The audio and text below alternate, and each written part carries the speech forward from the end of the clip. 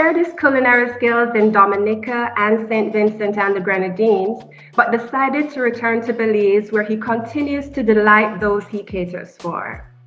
Hi, I'm Carolyn Lee, content features writer at Yellow Media Jamaica, and today I'm catching up with Chef Sean Kuylen, who's known for his amazing meal offerings that are infused with Belizean herbs and spices. Sean is a proud Belizean chef who unapologetically promotes Belizean cuisine and culture.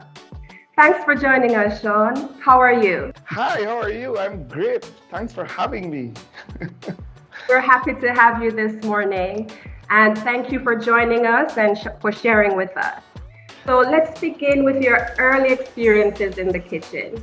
When did you discover your passion for cooking, and who were some of your earliest influences?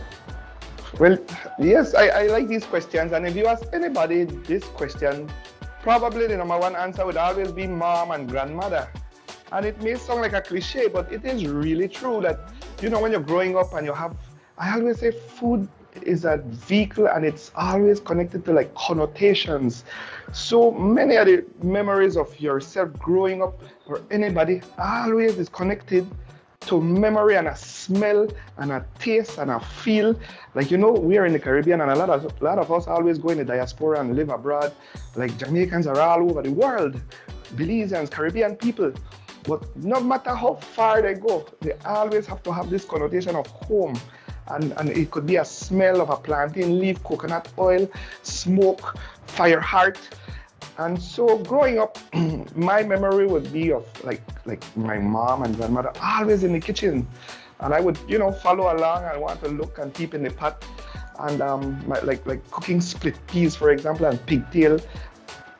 To that day, even on my birthdays, I want to eat these things. What encouraged you to start that business, and how long have you been in operation? So, let me go way back. I was a musician at first. I used to play music. There's a lot of cultures in Belize, right? Belize is very diverse. We have Mayas, Garifuna, Mestizo, Creole. And I grew up I was born in the north, which is predominantly Mestizo, but then I moved down to the southern part of Belize, which is Garifuna, which happens to be the Kalinagu and the Arawak from St. Vincent and sort of came to Belize. And that culture, Garifuna culture, they're big in music and drums. So I loved drums growing up. And but I transitioned from that, and then I went to culinary school, and I went to California and I studied culinary arts and everything. And then I came home and I worked at two resorts. One was in the southern part of the country called Hamanasi, which is a Garifuna again, and another one in the western part of the country, which is more Mestizo. And although that was great and everything, I'm tired I be the same thing, like a same mold. Man, and you get breakfast the same, it's this cookie cutting thing that I can't take that. So yeah. I started my own catering because I didn't want to be this. If you're a creative, that gets boring very fast, Like I'm not one of those people that would do a 9-to-5 job anymore. And so then I created this catering company, which I took a container, a 35-foot trailer, and I pimped it out into a kitchen. And now that is where I started getting passion and stuff, because now I could go any part of the country and its landscape changes every day, so it's not too boring. And that was like 10 years ago now. So how has Belizean cuisine inspired what you offer when you're catering? Again, all great questions so far. Many times you go to resorts, and this is worldwide, right? You got right here in Belize, you got these resorts and they offer Italian cuisine one night, and Tuesdays is Mexican cuisine for Taco Tuesday, and Wednesday are French, and then you got all kind of backside, I call it. But why are we not showcasing Caribbean cuisine? And I say that word with passion because why are we not showcasing this region or this parish or this district?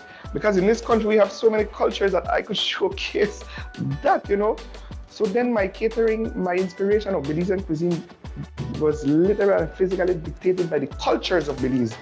So then I started to offer Mestizo, Maya, Garifuna, Creole, instead of Italian or Mexican. And what are some of your best sellers? And the best sellers, yes. So I do a lot of destination weddings. I was doing before COVID, no, a lot of destination weddings. People come to the country, they want to get married, and I also cook for locals. But so when you ask that question now, I have to ask or I have to see which client I'm cooking for. So the best sellers for locals would always want to be something imported, which doesn't make sense to me.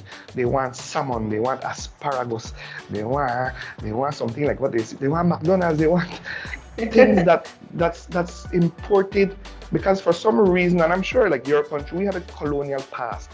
And we always think that anything as local is not good enough, it's inferior. Um, so the local will always want something important, but when it comes to the foreigners, my best sellers are plantain, cassava, cocoa, yam, dashim, chocho, anything that is local because the traveler now, they come to your country to experience food and culture. And that's the number one sellers. And you might think coconut is not that special, but it's very for a traveler. Right. And I would imagine too that to some extent it's an exchange of culture with the sampling of local cuisines by foreigners and vice versa It as is well. certainly because I like to say this, right?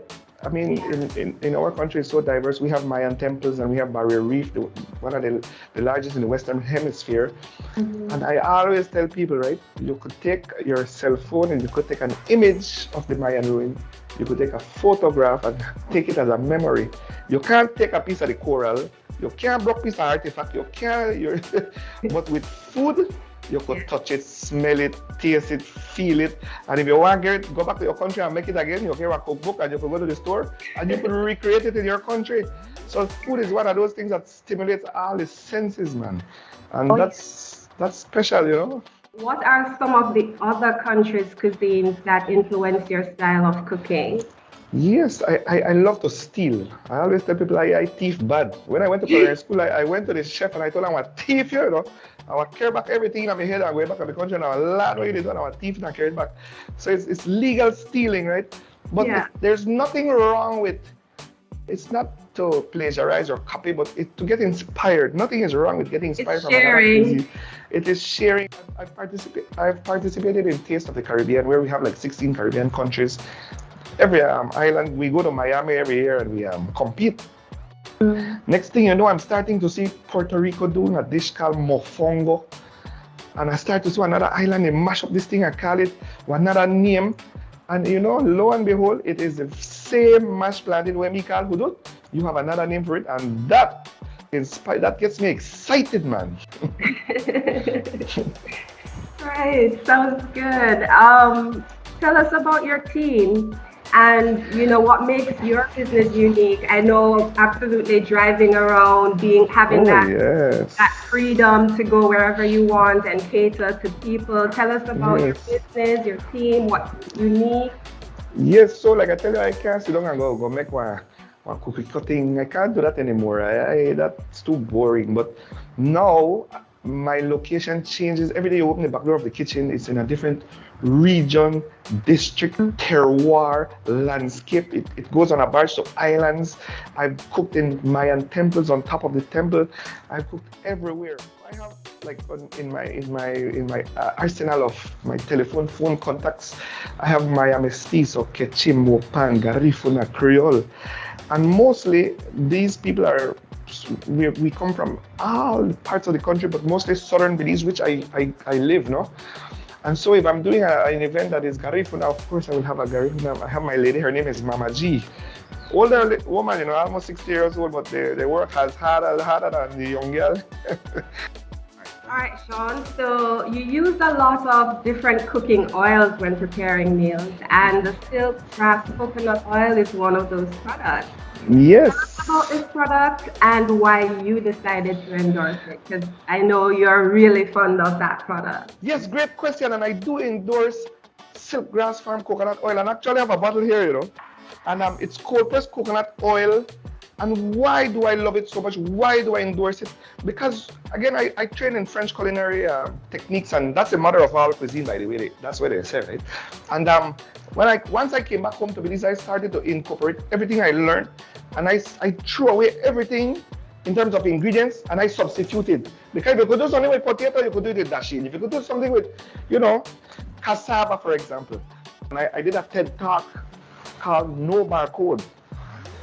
And why does No Barcode, why is it special to me and why it's important, is that when you go to the store, sometimes you find an apple or something. Like when I go to Miami to compete with Taste of the Caribbean, and they give us coconut and plantain to cook with, the thing has some little stickers on it, right? You have to peel off the little sticker. And I say, well, look here, in my country, we don't have no sticker and no plantain, no coconut oil. It comes from a tree.